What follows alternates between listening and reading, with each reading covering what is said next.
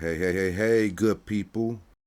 In the last installment, we constructed the 7 foot by 5 foot by 2 foot stand, and then began the structure with the floor and outer frames. Let's finish her up. Let's get it.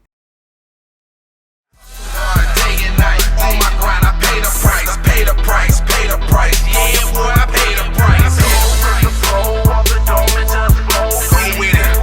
Go with the flow and just roll with it. I done did it by myself and I count for nobody else. No, I done did it by myself and I count for nobody else. With the flow of the dome and just flow with it. Go with the flow and just roll with it. The investment in this game, my blood, sweat, and tears. Living with no fears, my progression over the years. Let's kick it off with the background.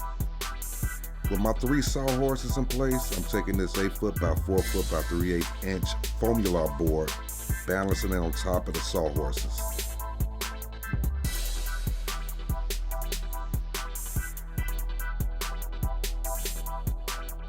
Taking my pre-built back frame and laying it on top of the Foamular board, trace the inner openings of the frame with a marker. This is to let me know how much to take off. I want the foam board to be flush within the frames once it's time to erect all sides.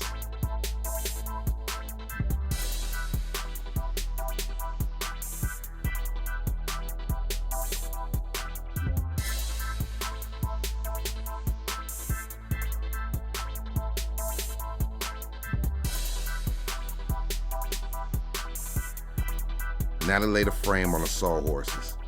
Then to line up the already sized OSB sheathing board on top of the frame.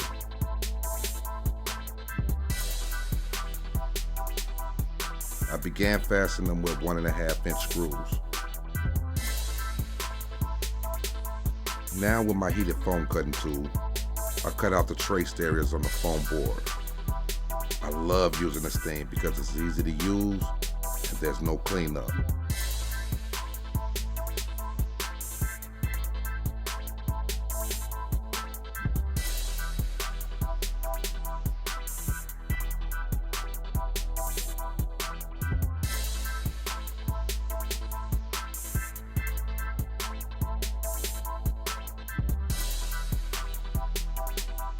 Just to make sure when using this to be in a well-ventilated area, because the fumes are harmful if consistently inhaled.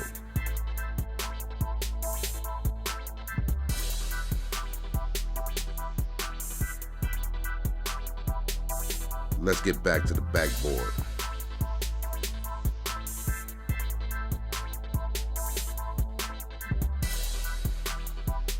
I'm taking these furring strips and line them up to where the frames from the top, sides, and bottom will be, so I can pinpoint where the hides and the waterfall will be.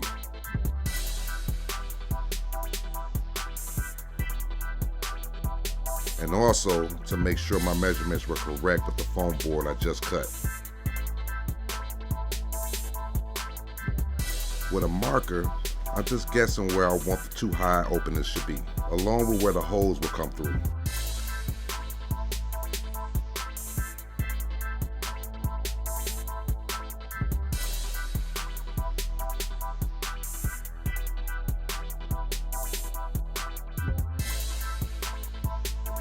I felt the tracings were too off the mark and just chose to center both openings.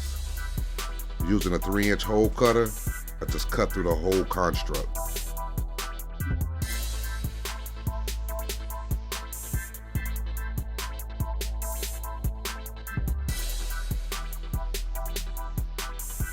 Using 1 1/4 inch hole cutter, I did the same thing for the hole for the holes.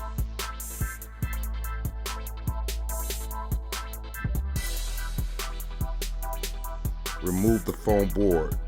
Then I insert these PVC toilet flanges, 3-inch insides. Fasten them with 1-inch screws, 4 to each.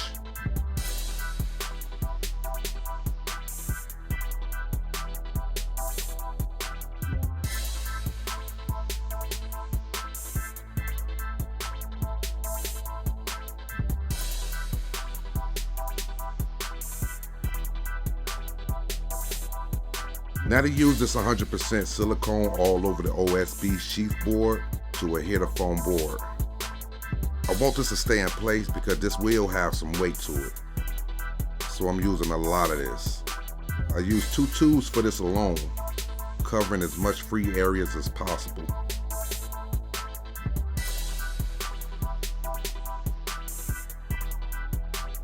Then to bring the foam board back to the OSB sheathing board and lay it evenly and firmly on top.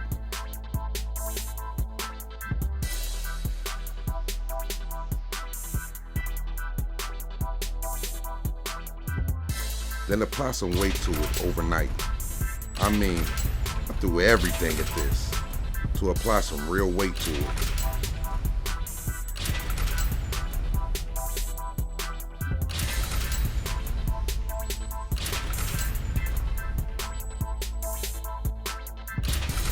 You get the point. Okay, let's do the ledges. Starting with my 18" by 9" by 1" plywood on top of the Foamular board and trace from the top, bottom, and sides. No need for the back because that's what we'll screw into the backboard. Returning to my heated foam cutter, I'm cutting out all what I trace.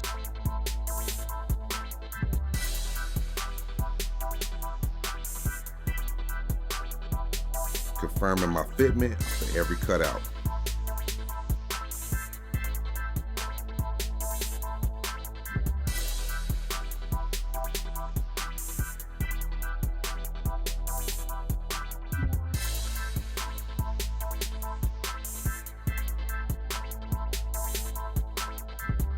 Now the silicone adhere the plywood to the cut traces of the Foamular. Bottom, top, sides, front. I made 2 of these.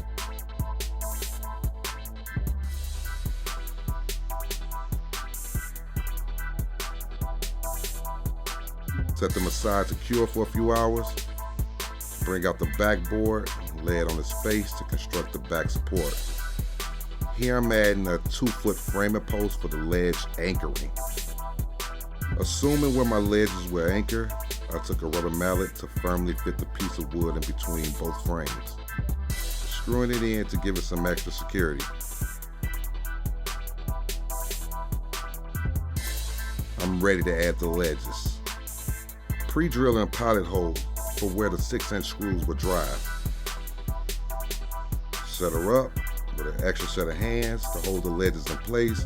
I can drive the 6" decking screws from the back of the board into the plywood portion of the ledge, making sure it can bear weight. Then to the early portion of the waterfall. Using 1" PVC pipes and elbows, I'm setting up how I want the overflow. Once satisfied, I just bury it with great stuff expanding foam, expecting to carve it out and into shape. This turned out to be a bad idea, which the expanded foam got into the pipe, traveled all the way through. Not too happy about that. I chose to come back to that later, but now I just sealed off all the gaps in the board in between the ledges.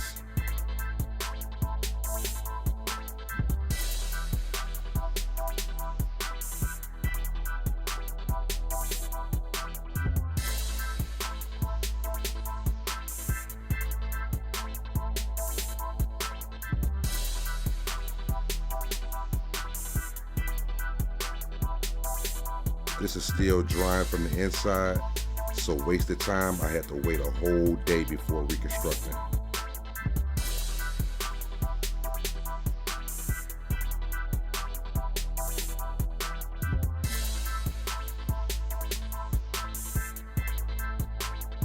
In the meantime, I took another Foamular board and cut it to 6 by 4 foot to prepare my back 3D shapes.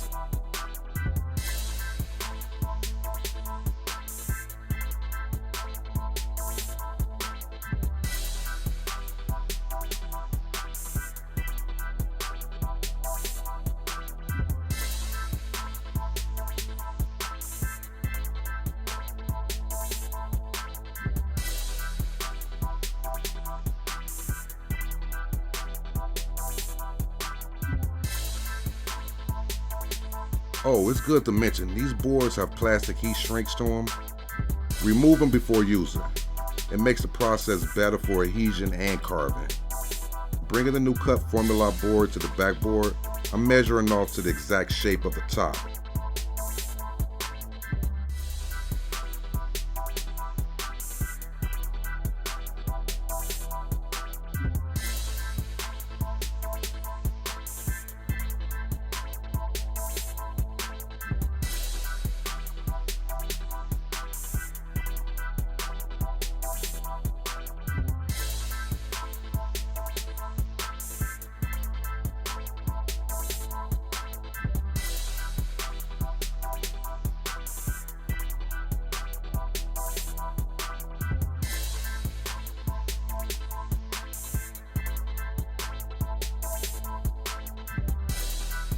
Removing the excess with the foam cutter.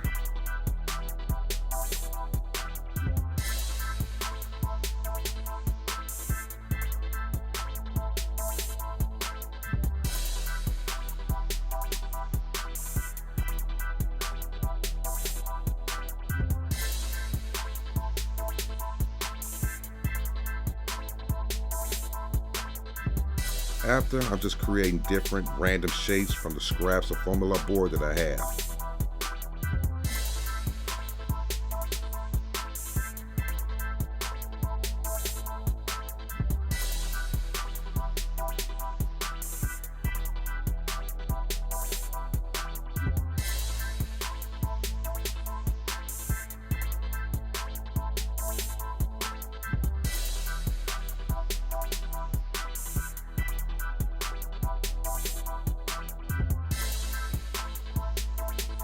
Once I have all the shapes in 3D areas where I want them, I began the long process of silicone and adhering them to the backboard.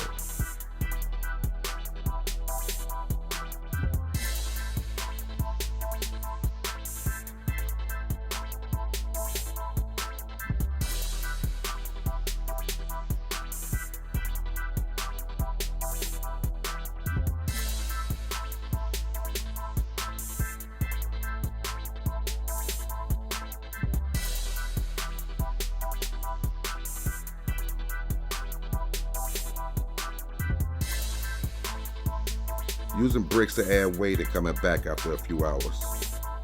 Next, with the bristle brush bit, I began carving the whole board to give it a rugged rock look.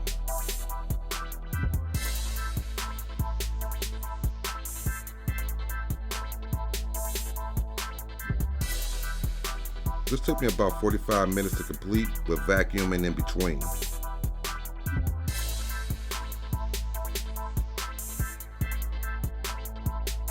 After completion, I took the heat gun and went over the whole board to really tighten it up and give it that natural rock look.